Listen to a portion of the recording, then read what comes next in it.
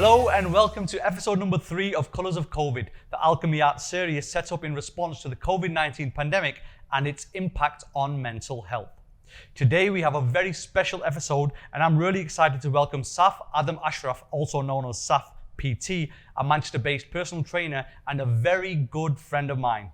In today's episode, we're going to be taking a closer look at staying fit during lockdown. Now, staying fit and healthy over the last few months of isolation has been a big challenge for many people, with gyms and health clubs closed for several months during 2020, although some are now back open in a limited capacity. The absence of normal methods of fitness and training for so long has taken a real toll on the physical and mental health of individuals across the country. We'll be chatting with Saf about how he's managed to stay fit during lockdown and his advice for people who want to make a positive change in their life and get fit from scratch. Welcome, Saf. Thank you so much. I know you're a busy guy, and so taking time out of your schedule to do this for us, I really appreciate it, Saf. Really appreciate it. It's a real honor to have you here. What's happening, Adil? Good to see you, man. Good to see you. It's been ages. Yeah, long time. Thank you for inviting me down. I hope we can inspire a lot of people. Yeah, definitely. I suppose the first thing that we want to start off with, and the best way to start off with, is just let us know how you are. You know, it's been a long time from the last time that we saw each other, but just in general, how have you been during lockdown, and how are things going?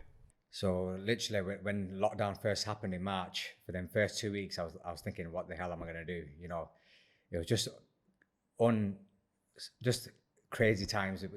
I was not expecting this to happen anytime soon. Literally, 1st of January 2020 was just around the corner, and I thought the year ahead is going to be, smashing it, loads of positive.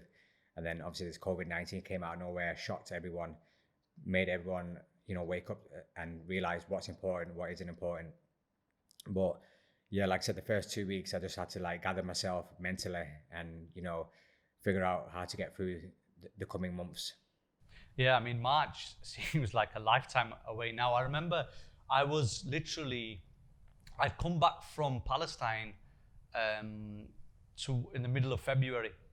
And I come back from Palestine and I thought, you know what? And there was rumors about, there's this kind of illness and this, and then suddenly, I mean, we talked about, we used to joke about, with our friends, the gyms might close and things like that, but we didn't expect it to have, 7-8 months of just complete lockdown. And so I suppose to start off with, I want to know, lockdown affected people in many different ways, but how have you dealt with this surreal period? How did you kind of deal with it straight away when suddenly, when the gyms closed?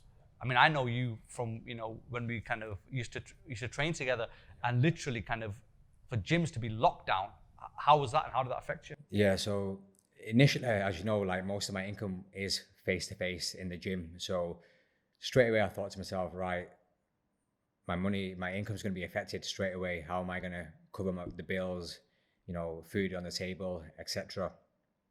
And then also I was thinking about my clients at the same time, their well-being, how they're going to cope in terms of not being in the gym for their own well-being, their own mental health.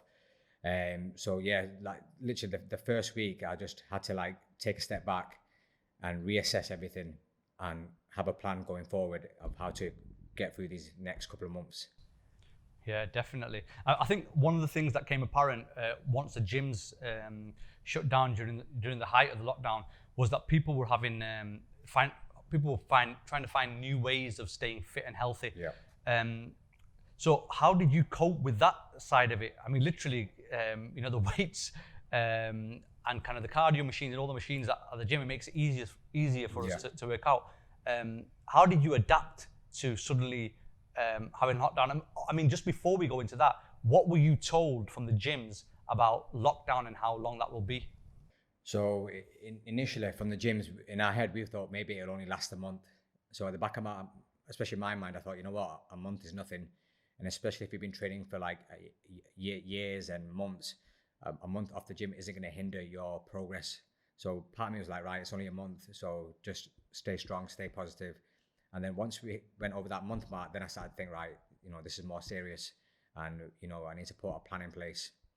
In terms of the gym, obviously we're all used to going in the gym, lifting heavy weights, really battering our bodies in the gym.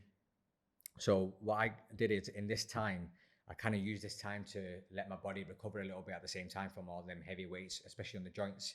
So I just stripped back the training to what I had at home, which was literally a backpack filled with water bottles and a pair of dumbbells, just old school. Do you know what I mean? So Crocodile Dundee style. Crocodile Dundee style. So literally, I just planned my session for the week in terms of just body weight training, light weights, backpack workouts, just more than anything in the back of my mind to let me know that, you know, these sessions, rather than taking 10 steps back by doing nothing at all, I'd rather take 2 steps back and just give me that mental well-being to know that I'm doing something rather than nothing. Yeah. Do you know what I mean? So literally the whole of them, you know, 5-6 months that we were in lockdown, I was literally just doing only body weight training and just light weights. And how did your clients kind of respond to that as well? I mean, were you still in touch with them? And yeah, 100%. I mean, during this lockdown period, I made extra focus on looking after my clients even more, reaching out to my clients even more, checking in with them on a daily basis as well at the same time. What I initially did was I sent all my one-to-one clients free training programs to do at home just to tie them over. And they still were checking with me on a daily basis, weekly basis. And, you know, having someone there to reassure them, having someone there to keep them accountable, just to help them more to know that, you know, there's light at the end of the tunnel either way. And also what I did was during this lockdown, I decided to raise some money for Manchester Royal Infirmary. So the first month or two, I was doing live workouts where people would donate money. So then I ended up I raised about £650, which I donated to charity. Wow, fantastic. And then what I did was for the rest of the month, I just kept the free sessions going then, just for people who want to get involved for free, just to give them kind of some kind of structure and something that they know they can fit into their week. Yeah, fantastic. I mean, we're hearing more and more stories like that of people kind of, you know, using their skills and generosity to volunteer and offer their expertise. So that's been massive. And it kind of leads me nicely on to the next question. You know, do you think almost that, you know, that it's been a blessing in a sense that with this prolonged lockdown, it's enabled people to kind of pay attention more to their health and well-being. You know, probably they weren't doing that as much before lockdown, but this time it's been a blessing where they start focusing a lot more on their health and well-being now. Yeah, 100%. Because with this lockdown, basically, it came as a shock to everyone, especially with, you know, the people that were getting affected by the virus, especially the elderly, the people that had heavy smokers or who had underlying health issues as well. It made them wake up and think, you know what, I need to take care of myself. I need to start making positive lifestyle changes at the same time. But 100% with this lockdown, it made people realize that, you know, you don't need to be in the gym to feel good. At the same time, you know, a lot of people started falling in love with running again, jogging, you know, doing, you know, outdoor training, you know, totally different to when you're in the gym. But also at the same time, it just made you appreciate the more free time you had with your family, your loved ones. Yeah, it's a difficult. I remember you telling me about, and tell the viewers about this as well, about, you know, when you'd see people, and we know that lockdown has had a massive impact on people's mental health and well-being, and, you know, a lot of stuff around loneliness and isolation. But you know, there's a local park around where you are, and I remember you telling us a little bit about a guy that would regularly, you notice in the park, that would go for walks and things like that. Tell us a little bit about him and how you kind of supported him. Yeah, so basically, I had my set time where I'd go for a walk in the morning, usually around 10, 11 o'clock in the morning.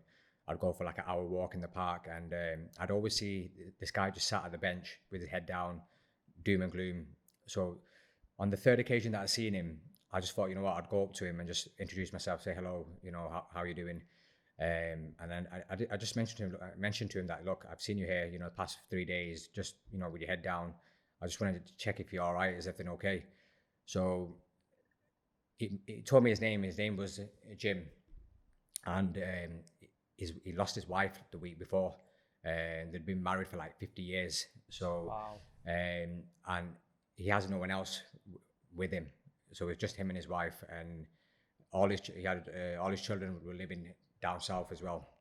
So I said, okay. I said, so what are you gonna do to pick yourself up? So I said, look, if you want me to help you, I'm here every day at this time in the park. Let's just go for a walk together. We can still keep our social distance, but let's every day meet at this time and then let's just go for a walk.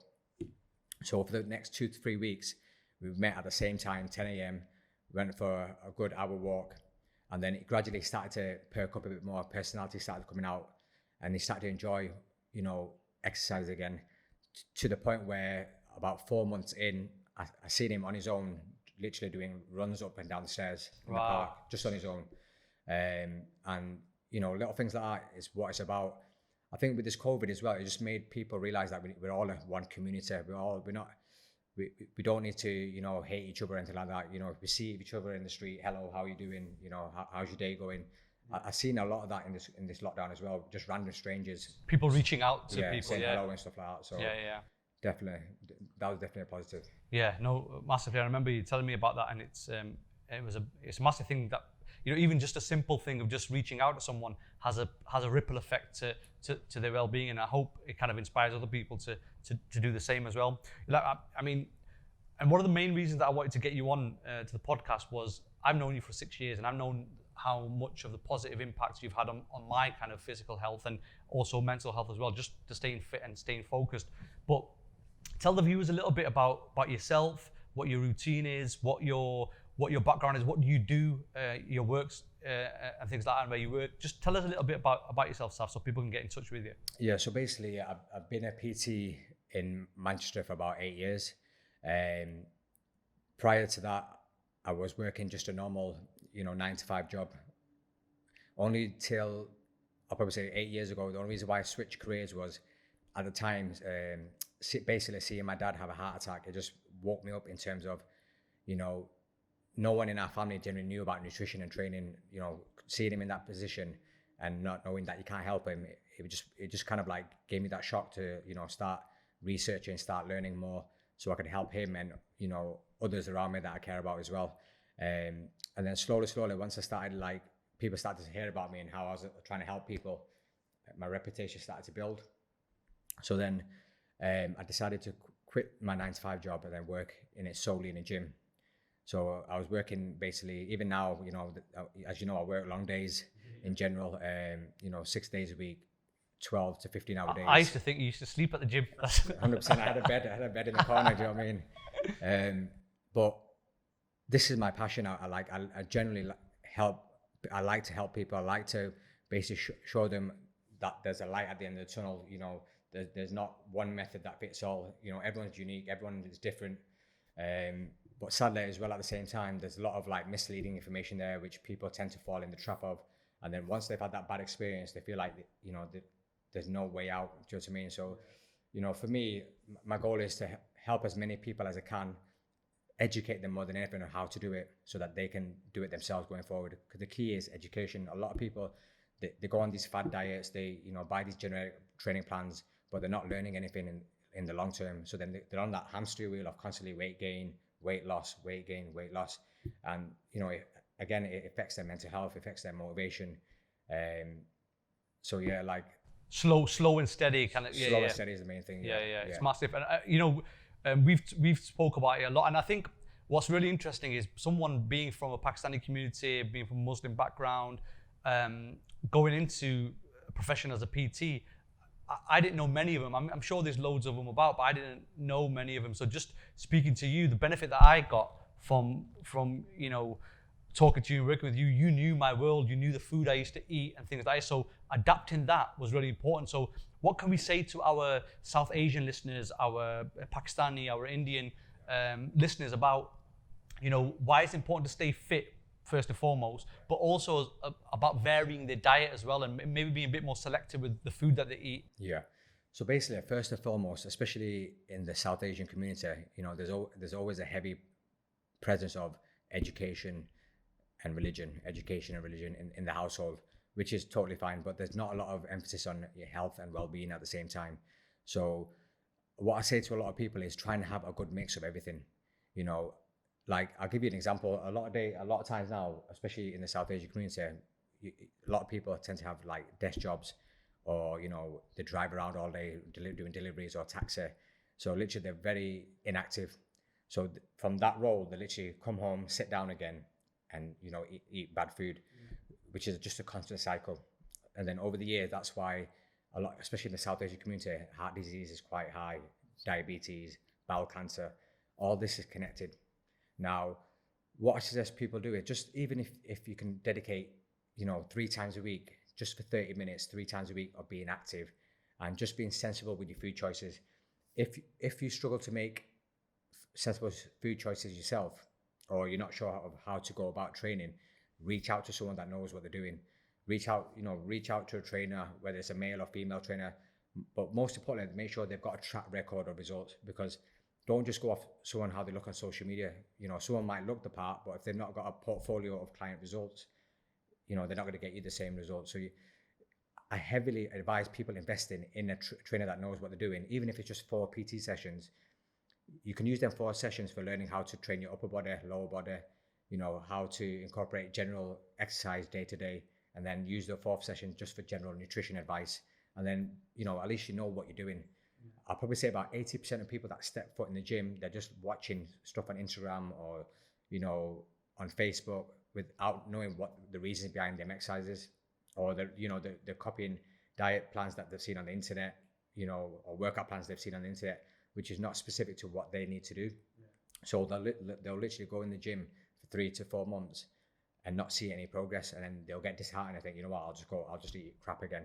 I think it's important that you kind of raise that point, and it's quite dangerous as well, really, that they're kind of playing with their bodies, fluctuating up and down, and then they might start experimenting with drugs. So it's like it's a kind of very kind of slippery slope. But I think one of the things that's interesting is that a lot of the feedback and a lot of the research with Public Health England, the reports are coming back are that the BAME community, which is the Black and minority ethnic community, are more prevalent to catching this kind of disease because their immune system might be lower, or they just, in terms of the health inequalities, they are more prone to catching COVID and being victims of that. And a lot of the time it's because they kind of have other underlying health problems. So that's why we're getting a high death toll.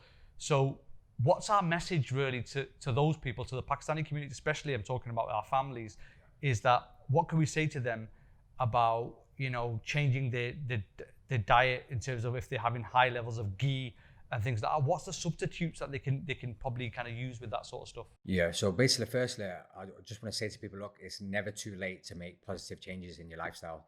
Whether you're, 20 years old, 30 years old, 50 years old, it's never too late. And in terms of like the South Asian diet, just by changing little things like, rather than using ghee, use like 1 calorie cooking spray, or, just use a smaller portion of butter. Just start to be conscious of what you're putting into the pan, or portion sizes on a plate. For a lot of people, they think that they can't have rice or they can't have bread, chocolate's bad, cake's bad. There's no such thing as good and bad food. It's basically how much of it are you having of it. So basically, with a lot of people that are trying to lose weight for health reasons, or trying to drop body fat, it's just more than anything, it's calories in versus calories out.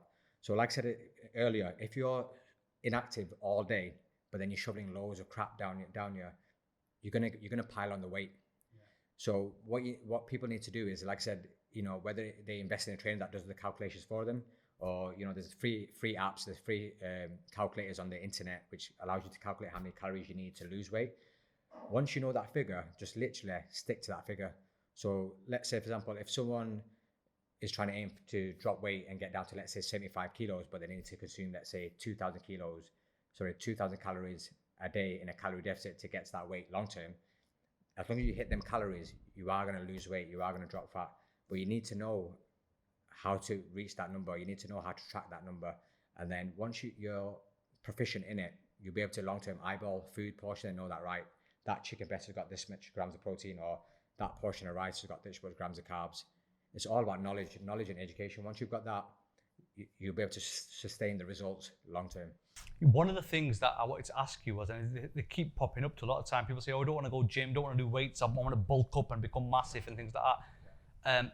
I know the massive results that you've got, especially working with the female, your female clients. How have you kind of work with them in terms of weights and encouraging them to, use weights, and what's been their reaction to it? Yeah, so basically, obviously, there's been myths going around that women shouldn't lift weights, or if women lift weights, they're going to get manly and bulky. It's all rubbish. It's all a myth. Basically, for women, they don't have enough male testosterone in the body for that to happen, unless they start injecting themselves with like male growth hormone or steroids, which 100% I don't advise doing. Lifting heavy weights, all it's going to do is basically enhance a female shape, get them leaner, get them tighter, and at the same time help them burn calories. Because the definition of tone, a lot of females use the word tone, but they don't know what it is. So the word tone basically means building muscle, losing fat. So that's what gives you the nice shape and definition. The only way you're going to build muscle is if you gradually increase the weights that you're lifting in the gym, because you're constantly going to get your body to release new stimulus. You're going to get it to adapt, to get stronger. And especially for women, once you get the taste of lifting weights, especially with good form, and you start to see yourself progressing, it's going to only boost your self-esteem, your motivation, your general mindset in terms of life goals, everything, and if, let's say, for example, you're happy just doing cardio just for that mental release, that's totally fine. But especially a lot of girls that are trying to lose weight, lose fat, they go down just the cardio route, which is not ideal, because again, long term, your results are going to stall. Yeah. And if you do too much cardio, you're going to burn a lot of muscle as well, which is going to give you that flat shape, especially with a lot of girls that are trying to develop legs and glutes.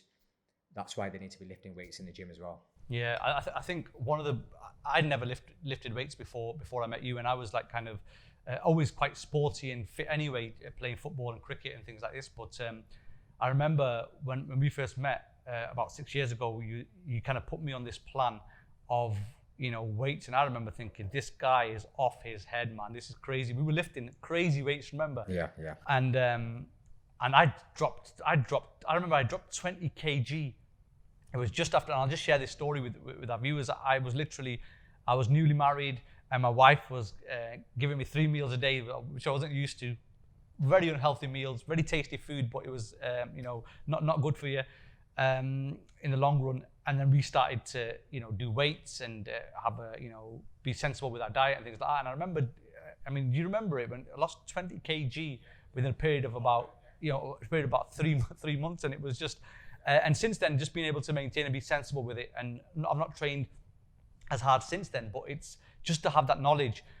I can say it was really important. Because you know why? Because at the same time, you didn't make the mistake of going on a crash diet or cutting out a certain food group. For example, there's all these fad diets out there, that you see on the internet, on Instagram, where people are trying to promote like skinny coffee or these detoxes and all this rubbish. What people need to understand is, like I said, there's no such thing as good and bad food. It's basically calories in versus calories out.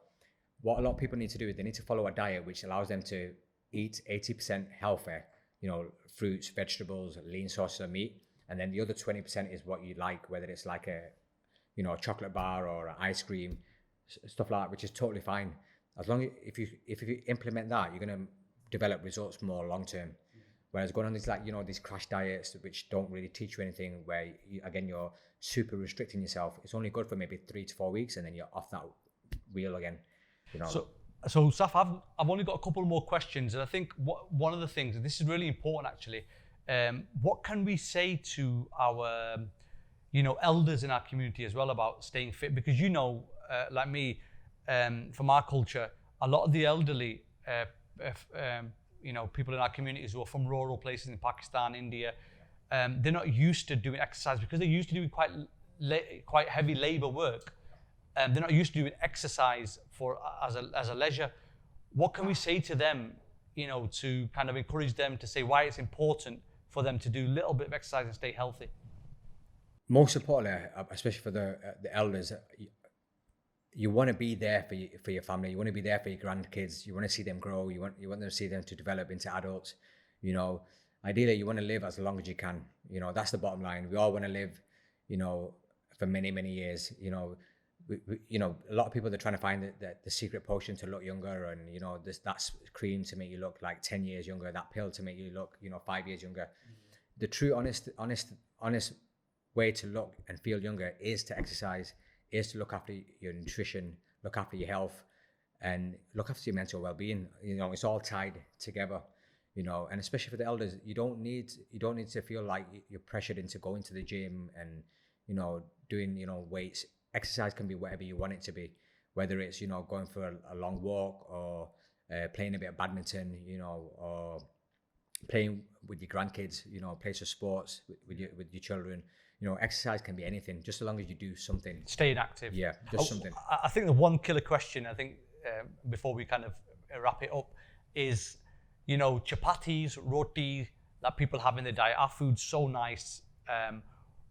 What is the substitute for that? I mean, that's one of the big things. Or they'll say, okay, you know, carbs and cutting that down. But what can we tell people how to substitute, you know, chapatis and things like that? Yeah, so basically, like chapatis and rotis, again, you know, everything's all about moderation. You know, if you're having 4 chapatis and rotis, cut that down to 2. You know, if you're having, you know, 6 or 7 tea cakes with your chai, cut it down to 1. You know, just make sensible, smart choices which will add long term, which will add to bigger results. You know, a lot of people think that they have to go straight away 100 miles an hour or 100% into something. Just focus on small daily progresses, which will add to the bigger picture. And especially with a lot of Asian people, if they don't want to cut out Asian food, I totally understand, but just make sure, you know, you reduce the consumption of it. Swap it for more healthier choices. So, Saf, as you were saying, like before we go, I mean, you explained to us, you know, the substitute for chapatis and rotis and things like this. But just finally now, I've found this kind of chat really informative and really on the point, and some really amazing points around our mental health and well-being. Just let us know how the viewers can get in touch with you, how they can reach out to you, especially now that it's online as well, that you're doing a lot of stuff. How they can reach you on social media or contact you. Yeah, so basically, firstly, I want people to understand that any of you who are currently dealing with any, like, you know, self-esteem issues, depression, mental health, reach out to me. I want to help. You know, I don't mind giving free advice, free help, just as long as it kickstarts, you know, that positive change inside you. Especially with this lockdown and, you know, going into 2021, prioritize your health and fitness among other things. You know, once you start to get into a routine and you know what you're doing and what you're doing is working, the rest of it will take care of itself. In order for people that want to get hold of me, they can find me on Instagram, which is @bodybysafpt. And if they want to get in touch with me on Facebook, it's Saf _PT Adam. And just drop me a message. If you want my email address as well, it's bodybysafpt@gmail.com. Just drop me a friendly message and I'm more than happy to help you guys or give you a bit of direction and a bit of support just to help you guys get back on the right track. Yeah, fantastic. And we'll put those links on the screen as well, just so people can kind of touch base with you. And also when we share it on our social media channels, we'll tag you in. So hopefully we can do that. Is there anything else that you want to say, Saf? And from my point of view, just thank you so much for coming in and giving us this. No, man. anytime. It's really important. I think one of the biggest things is that someone from the BAME community, from the Black minority ethnic community, who has your knowledge and gives your time to us, it's so important, man. It's really, and I wish more people would do it. So thank you so much. No problem. But lastly, I just want to say, I know I said it earlier, but especially with a lot of people that are dealing with, you know, health issues or mental health and, you know, all that kind of stuff, just don't hesitate to reach out. Take that first step. You know, reach out to someone that knows what they're doing, that knows how to help, you know, and take that first positive step. Like I said, there's never, you know, a too late of a time to make positive changes with your lifestyle. You know, fitness ties in with everything. You know, it ties in with, you know, your work, your family, you know, health. It's all interconnected. You know, just see fitness as a way of, like, whether you got work targets at work or if you got you know, family duties, use the fitness as well as a way of, like, giving you some structure, something to aim towards, something to look forward to, you know. And I keep saying it again, fitness can be anything you want it to be. If you don't want to lift weights, that's totally fine. Pick a sport, you know, badminton, football, you know. If you don't want to do that, you know, if you have a dog, take your dog out for a walk a lot more, you know, go for a bike ride, just do something that's going to be active, something that's going to stimulate your mind, and something that's going to give you that feel-good factor as well. Fantastic. Are we ready to go for some pizzas and burgers now? Let's do it, man. Let's do it. Let's go. Thank you so much, man. Thank you so much. No, thank you for your time. Thanks, Saf, for appearing and providing plenty of insight on the topic.